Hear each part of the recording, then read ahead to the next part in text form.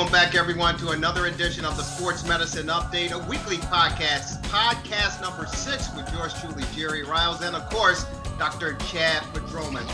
Doc, how are you? Jerry, I'm doing great. How about you?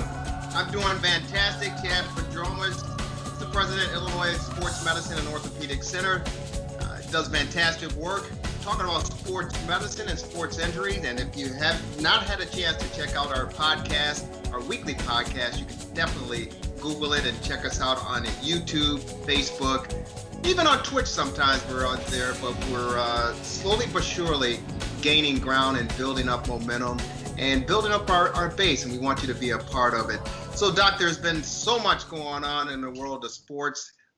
COVID-19, the coronavirus is all over the news, but in certain areas around the country, the numbers are continuing to spike and peak. Here in Illinois, where we're doing the podcast, we got to say kudos to Mayor Lori Lightfoot and the Governor Pritzker regarding maintaining the numbers and trying to keep them as steady and as low as they possibly can. Overall, the country has been on a roller coaster regarding the coronavirus and COVID-19, and it definitely has affected the sports world. We know that the NBA are down in Orlando at Disney World getting ready to resume their season that was abruptly ended back in March. We know that Major League Baseball have invited teams back to their respective cities and facilities to begin working out in anticipation of starting their regular season, albeit 60 games on July 23rd and 24th. National Hockey League is still trying to figure things out as far as moving forward. We know what happened with the WNBA, the National Football League, college football. The Ivy League said we're not going to play. So there's so much going on regarding COVID-19 and coronavirus. What's your speculation? My theory is I don't know if we're going to get past this, but I want to be positive and I want to be optimistic. Your thoughts on, let's take a look, first of all, at the National Basketball Association down in the bubble, trying to move forward and get the rest of the season and the playoffs underway. Yeah, I think I see the glass is half full. I think we're going to get past it. I think we're going to do better than people think. I think the tenor of the conversation of COVID-19 in general had an erroneously negative color, nothing to do with us, but from the original modeling that took place, I think it was Imperial College in England, where unfortunately it was found that the models that were used were the wrong models, were horribly flawed. So we had these, crazy apocalyptic discussions of, huge numbers of deaths that never materialized. So I think from that, the whole conversation started on, a more negative tone than it deserved. Clearly, it's a major problem, but interestingly, and sports is and as a physician, sports is a microcosm for society. Well, sports medicine is a microcosm for medicine, and I do sports medicine, but I obviously take care of people who aren't athletes. And so just in the last 2 weeks, the landscape has actually changed dramatically because there's 2 ways that the virus goes away. The one way is you get a vaccine, and a good vaccine, and it goes away. The other way is through what's called herd immunity. And so herd immunity is a process by which when a large enough percentage of the population gets infected and gets immunity, the virus doesn't have enough hosts and it kind of dies and goes away. And initially, so everybody has hoped for a vaccine and they still do. But, I think even Dr. Fauci was saying, who's, very circumspect, that he doesn't know that we're going to get a really good vaccine for this. I mean, the history of vaccines for RNA viruses is not good. And if we do get one, it's not going to be soon. So then you're left with locking down. But, locking down doesn't get rid of the virus, right? It's just you run away from it, but it's still there. And if you don't get immunity from a vaccine or having it, when you go out, it just comes back. And herd immunity early on, the Swedish were the one country that openly embraced it. And early on, there were reports that it was going well, but then their death count spiked. And then everybody said, oh my God, they've done terrible things.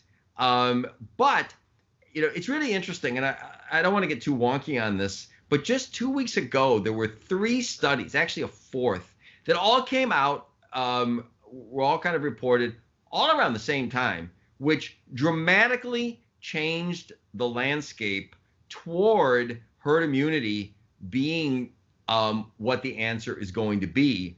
And I am pretty firmly convinced, that it is. So, I mean, just briefly, I can kind of run through these. Here's what the study showed. Okay.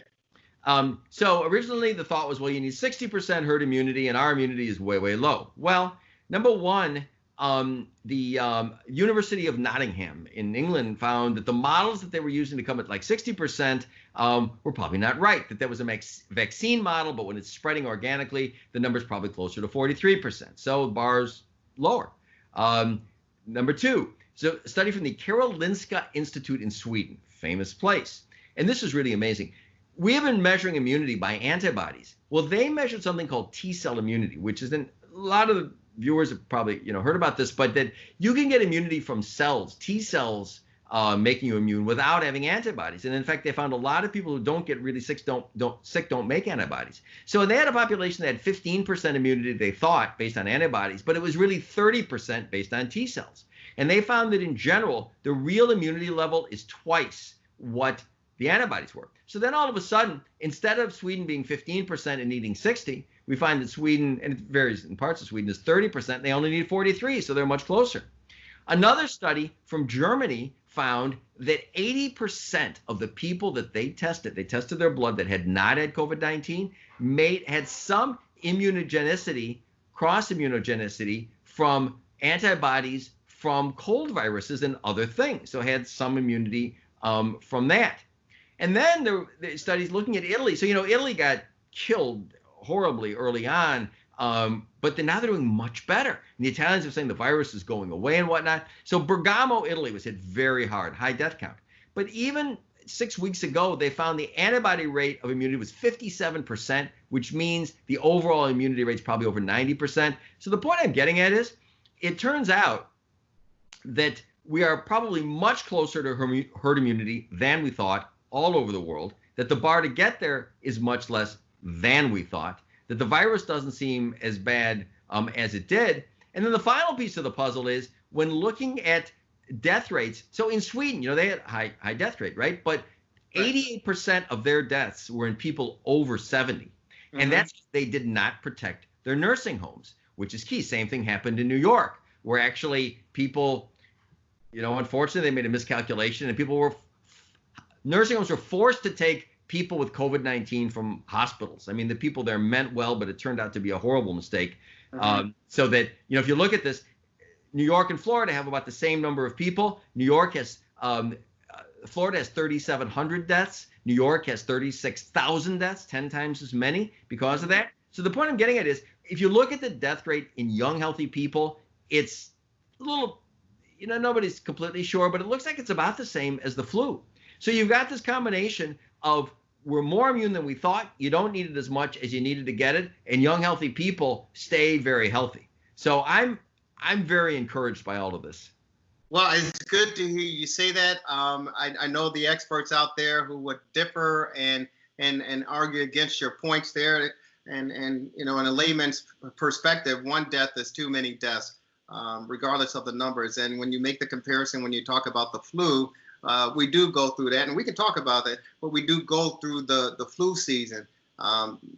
This is not the flu season, because we know we can expect, deaths that occur during that time. I heard numbers from as low as, 30 to 35,000, upwards to 200,000, during the flu season.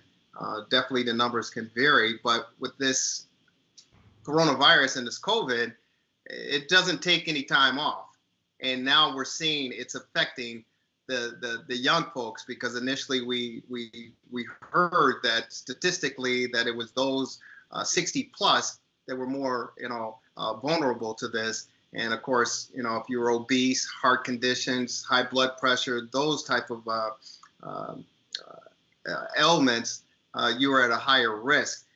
But now it is affecting, that we've seen statistically, the younger generation between the demographics of 25 to 34, to be fair about it. And you talk about herd immunity. I don't know if you heard about this. It happened last week. Boomer Esiason, who's on WFAN out of New York, said on a show that he got it from a few sources, the national, the collegiate ranks as far as football is concerned, that sources out of LSU, Clemson, and Alabama alluded to the fact that they wanted their players to get coronavirus now during the summertime, so that they can get past it and be ready for football in the fall. Had you heard of that? And does that sound a little bit outlandish and saying something like that? Well, here's the thing. Had I heard about it? No. The thing I don't like about it, depending on how it was done. So, I'm old enough to remember when I was a kid, a lot of these vaccinations were just getting developed. There were chickenpox parties, and people got chickenpox, mumps, measles, whatever. And you're encouraged to get it and get it over with, and you get good immunity from that. Better, more sure than with a vaccine. So I think that we don't. For young, healthy people, the death rate from COVID-19 seems to be about the same as the flu, maybe a little higher. Some people have said it's lower for that age population. But I think you can be a perfect, like myself. I work every day. I wear a mask. But if I get it, I get it, I think a young athlete wants to take the point of view that he's not going to shut down his life, I think that's perfectly rational. I don't think that an athletic program ought to be telling them what to do, though. That's, if that's happening, that's not good. But I do think that it's rational. Same with schools. We don't lock ourselves down because of the flu. There's a very occasional death in the flu in young people. Same for COVID, I think. We don't all stay home because of the flu. We don't all stop driving our car. So I think for that population, going about your business. And so actually, to be clear, by the way, so why do I wear a mask? Actually, we do book in one of my, one of the people who read it said, well, you're recommending wearing a mask. Why, if you believe in herd immunity? And the reason is this. Mm-hmm. The one place where you could get hurt is that if you have young, healthy people that get sick, the overwhelming majority don't get very sick or don't get sick at all.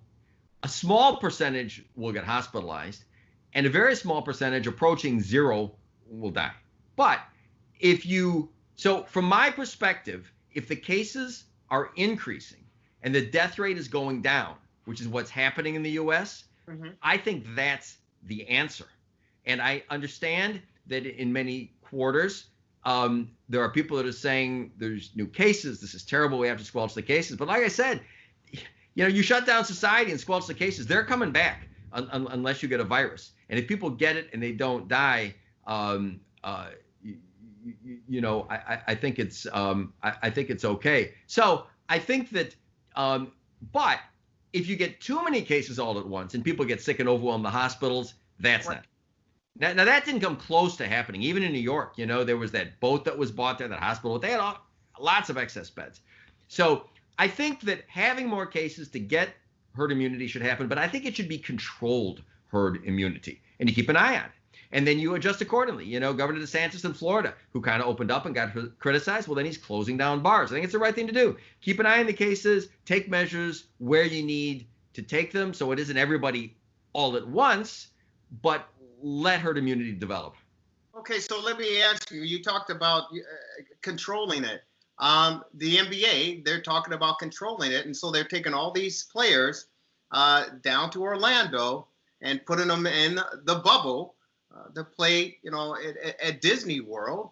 And they're in their isolation and everything. We've seen clips on ESPN where the players are on their balconies at their respective hotel down at Disney World, and they're on their decks and they're jamming to the music.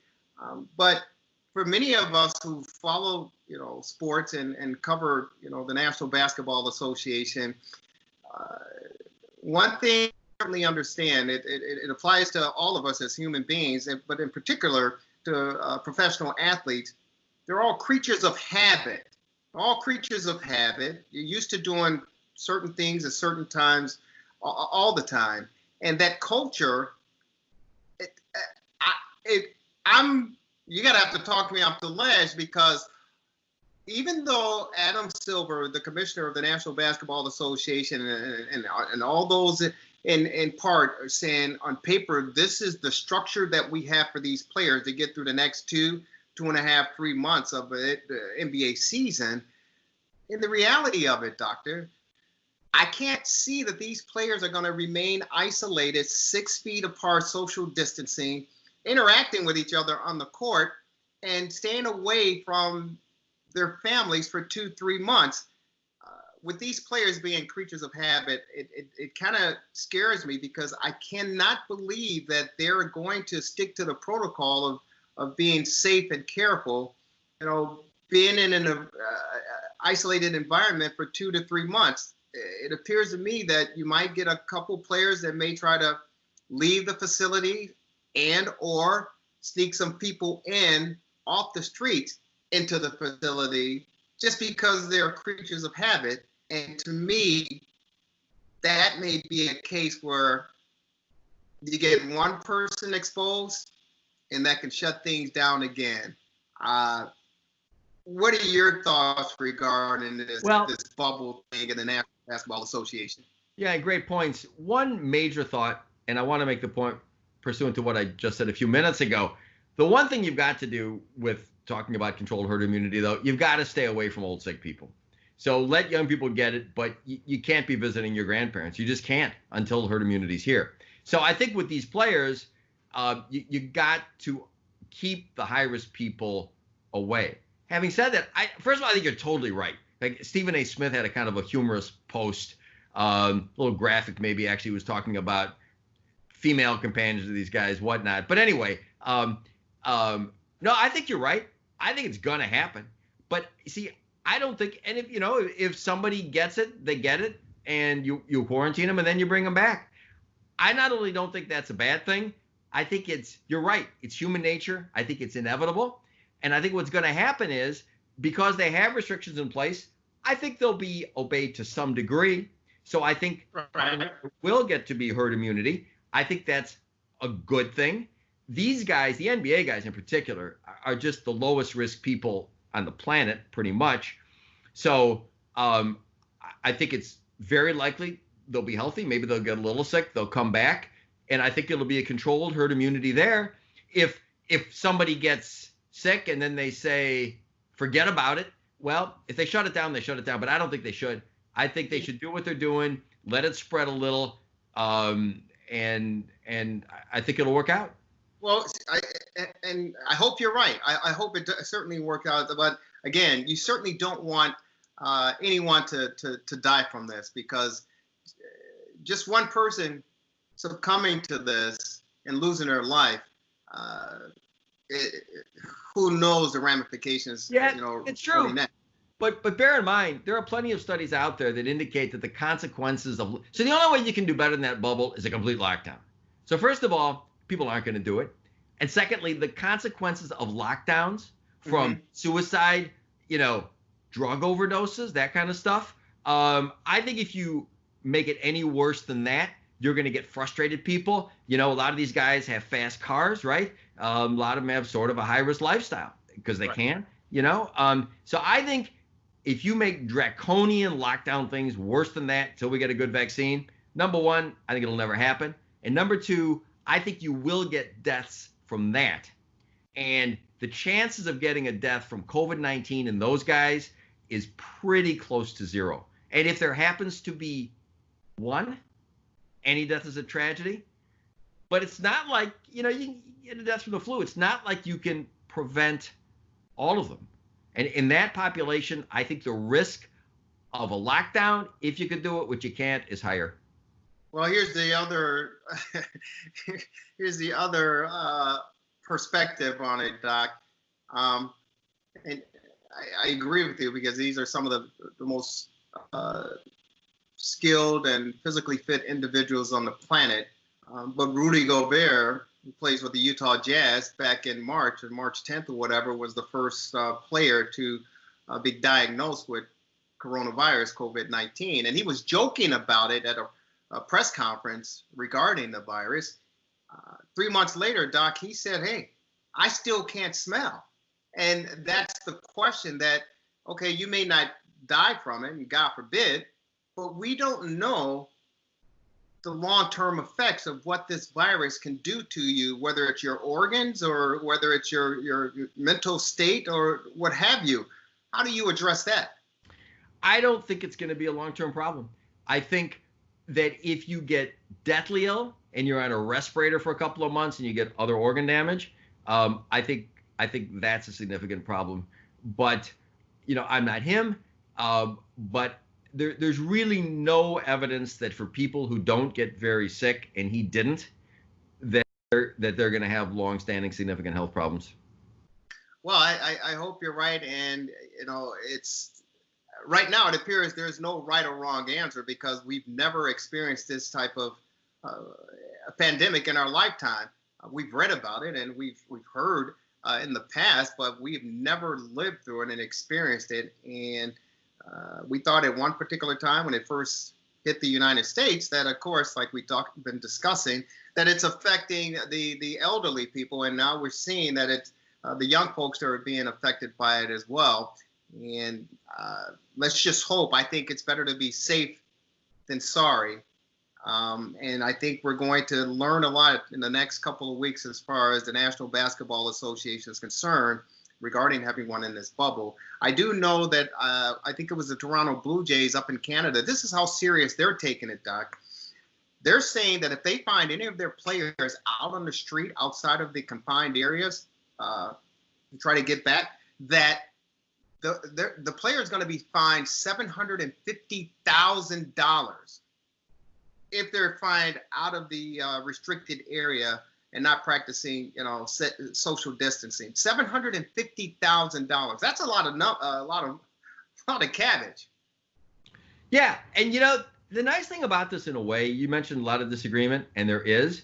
And one of the great things about America is that it's a pluralistic society. You've got the NBA doing one thing, NFL doing something else, NHL doing something else, baseball. And, how much better, I think, to be in the U.S., and our healthcare system is like this too, where you could try different things and see what works, than to be in, communist China or someplace else where one guy says we're going to do it this way, and, he's not right. So I think you're right. I think everything you said is interesting. The Blue Jays, yeah. I mean, if you want to get their attention with these guys, you got to toss around numbers like that. But as you said, we will all learn from what transpires. Yeah, we certainly will. And real quick, I got, maybe you have the answer for me on this one, because I can't understand this one. Before we go, the National Football League, we talked about it. Hopefully, and I know people are praying that we have a season come this fall. I know people are praying for the National Football League to suit up every Sunday, Thursday, Monday night. But what I don't understand, Dr. Chad Padromas, is that Roger Goodell, the commissioner, and the owner said, you know what? The tradition that has started over the past year or two with players after the game exchanging jerseys, that's not going to be tolerated. It's not going to happen anymore. And the confusing message, Doc, is that, wait a minute, you're letting these players get together. They're lining up against each other for 3.5 hours, sweating, spitting, sneezing, physical contact. So social distancing is out. Yet at the end of the game, they can't exchange. Russell Wilson can't exchange his jersey with Patrick Mahomes because they appreciate each other, because it's a higher risk of spreading COVID-19. Doctor, that makes no sense to me. Help me out here. Yeah, no, I couldn't agree with you more. And I mean, I guess they're trying to do the right thing, and maybe they think it's optics. And you've probably read a lot of players. Richard Sherman, the defensive back, wrote, and they're just saying just what you said. So, yeah, I think you just got to be careful to be consistent. And it just, it's a thing. You just don't want to be making arbitrary restrictions without thinking them through. So I kind of have a feeling they're going to walk that one back. I don't know. Yeah, I hope they do, because it just simply doesn't make any sense. Because if they're going to get it, it will be within that 3-hour window of exchanging body fluids and physical contact. It's not going to come from the exchange of jerseys from one player to another. Yeah, I think you're right. Yeah. Hey, Doc, it's always a pleasure. If anyone wants to get in contact with you, how do they find you? Phone number. Sorry, go ahead. So our phone number is 847-699-6810. Got a great staff. Email ortho@ISMOC, Illinois Sports Medicine Orthopedic Center .net. We're very attentive to everybody who contacts us. Sounds good, Doctor. It's always a pleasure. Looking forward to talking with you next week. Stay safe this weekend, and we'll talk to you again on the Sports Medicine Update. Thanks a lot, Jerry. Take care.